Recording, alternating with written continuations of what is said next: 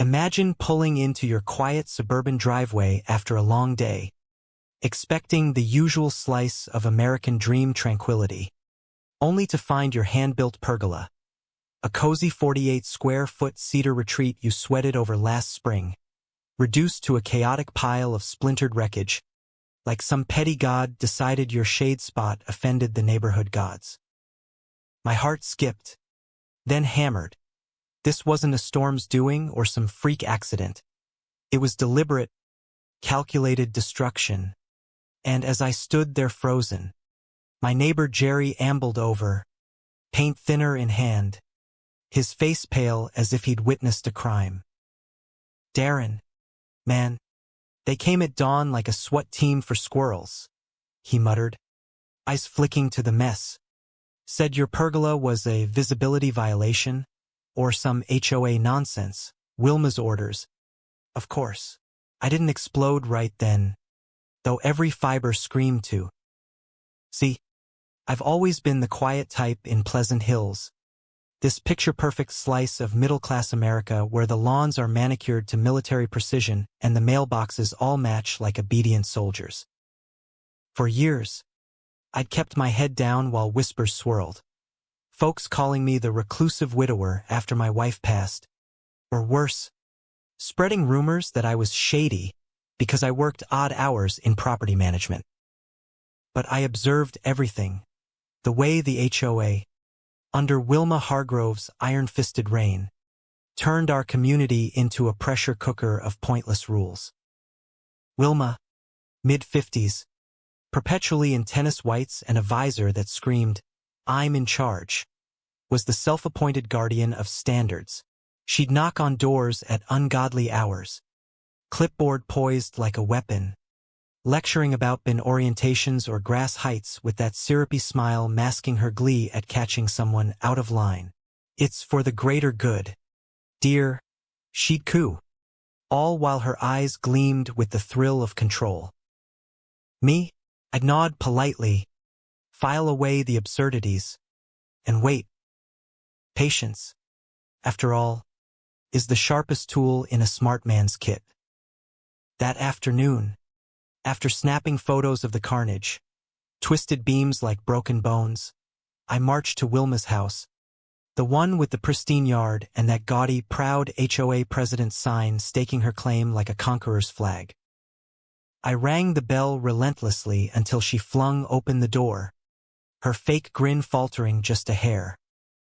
"Oh, Darren, I suppose this is about your little structure," she said, voice dripping honey over venom, folding her arms like a schoolmarm. "I did warn you in the notices. Unapproved additions obstruct sightlines, pose safety risks. We can't have that in our community. Now can we?" "Safety risks," I echoed flatly, staring her down. "It's a pergola, Wilma, not a minefield. You sent goons to bulldoze my property while I was at work. That's not enforcement. That's vandalism." She tilted her head, that visor casting a shadow over her too-perfect makeup. 3 notices. Ignored. Rules are rules, Darren. I don't make them. I enforce them for everyone's benefit. Her tone was all pious, like she was quoting scripture, but I caught the flicker of satisfaction in her eyes, the way she savored the power. I almost spilled my secret right there, that I'd just been promoted to regional manager at the property firm that had quietly acquired oversight of our HOA. But no, not yet. Instead, I smiled thinly. "You're right, Wilma. You don't make the rules." She blinked, caught off guard. "Precisely." As I turned away, I added over my shoulder, "But enforcing them? That's where things get interesting, and problematic for folks like you." Back home, I didn't rage or rant. I documented photos of the splintered cedar, estimates for replacement, and then dove into the HOA portal with my new access codes. What I found in 20 minutes was a gold mine of absurdity. Wilma had been slapping fines on everything from overly festive holiday lights to flower beds deemed too vibrant. One resident got dinged for a flagpole 2 inches too tall, as if it threatened national security. And the punchline? Fines funneled straight to her personal Venmo, labeled with gems like gnome relocation fee, illegal as hell, unethical as a fox in a henhouse. I compiled it all: screenshots, logs, even anonymous tips from neighbors who'd whispered their gripes to me over the years.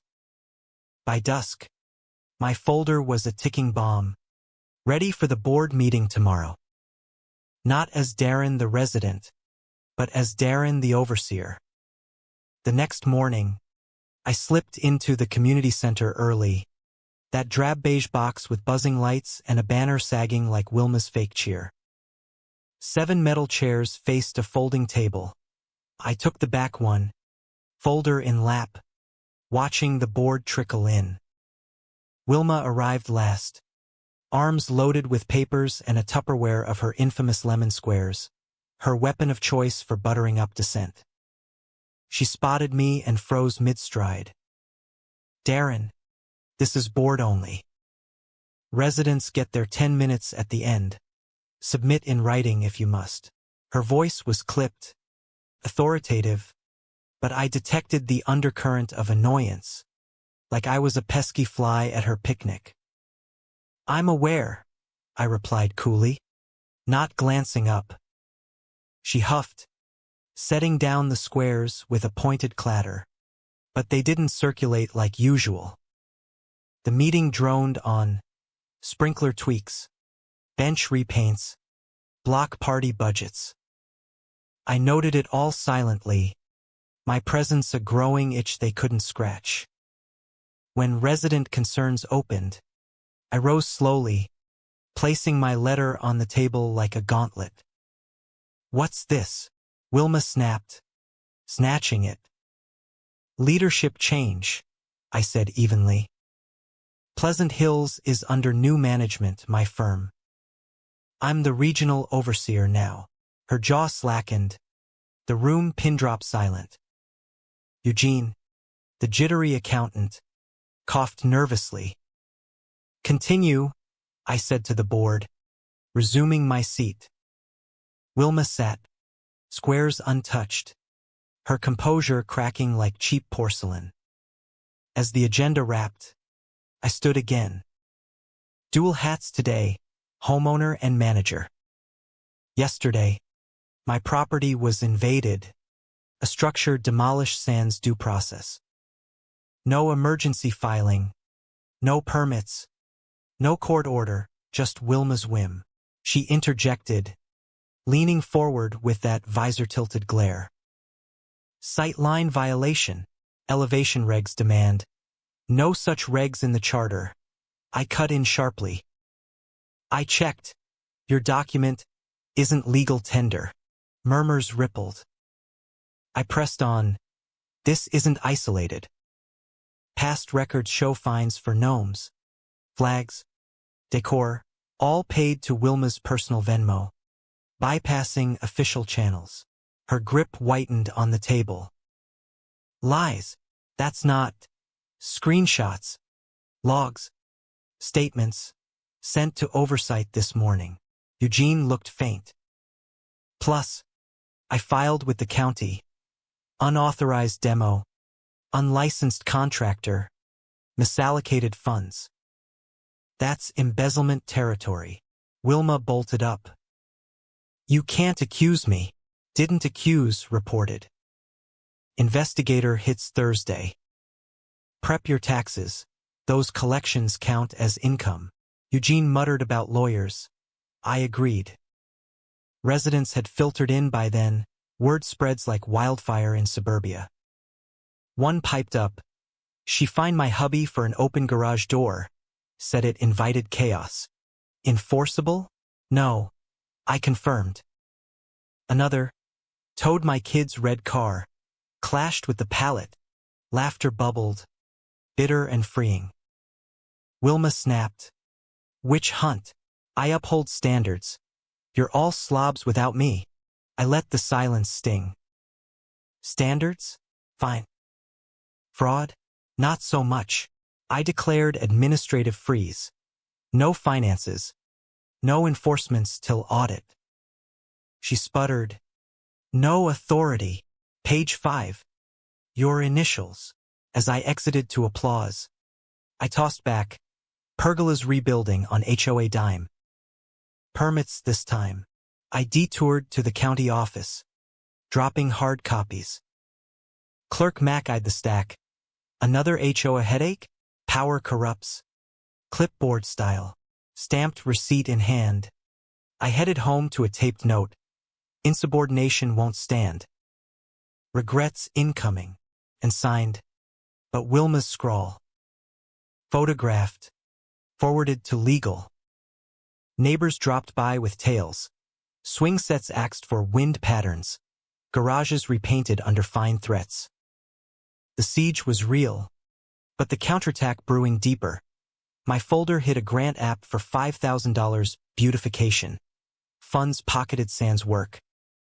Thursday dawned with subpoenas replacing lemon squares.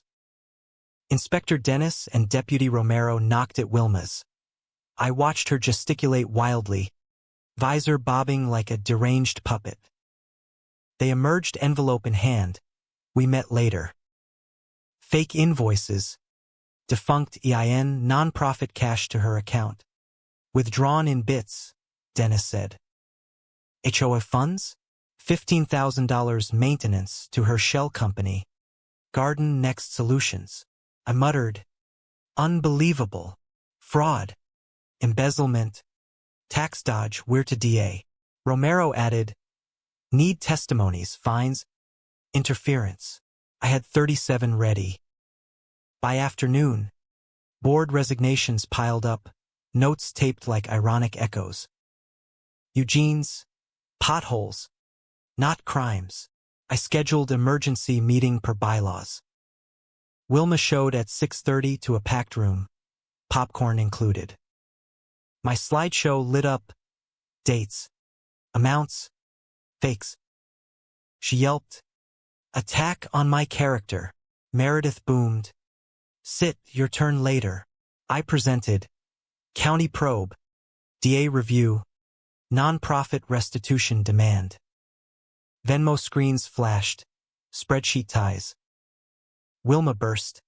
I made hard calls. Garbage cans don't self-store. Lights attract pests. I kept us presentable. You loved it. Hated paying.